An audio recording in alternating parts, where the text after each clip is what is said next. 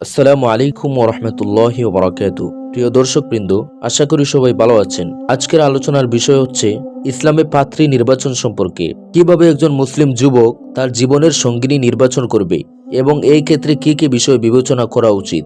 রাসূলুল্লাহ সাল্লাল্লাহু আলাইহি ওয়াসাল্লাম বলেছেন, নারীকে বিবাহ করা হয় চারটি কারণে: তার সম্পদ, তার বংশ, তার সৌন্দর্য এবং তার দিনদারির জন্য।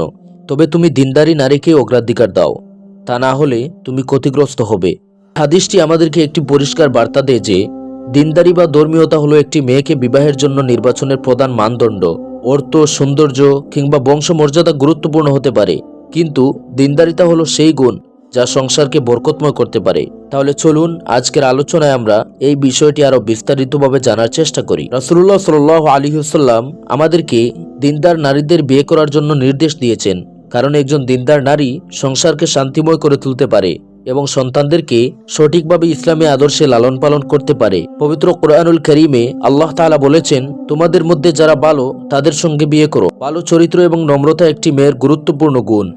এমন একজন মেয়েকে নির্বাচন করুন যে কেবলমাত্র বাহ্যিক সৌন্দর্যের জন্য নয়, বরং তার চারিত্রিক গুণাবলীর জন্য প্রশংসিত। ইসলামে পরিবার এবং পরিবেশের গুরুত্ব রয়েছে।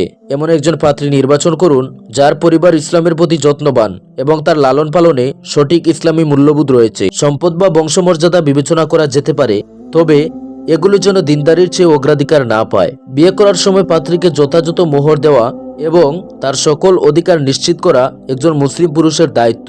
প্রিয় দর্শক, ইসলামে বিয়ে একটি পবিত্র বন্ধন। এটি শুধুমাত্র দাম্পত্য সম্পর্কের মধ্যে সীমাবদ্ধ নয়, বরং এটি একটি জীবনব্যাপী ইবাদত।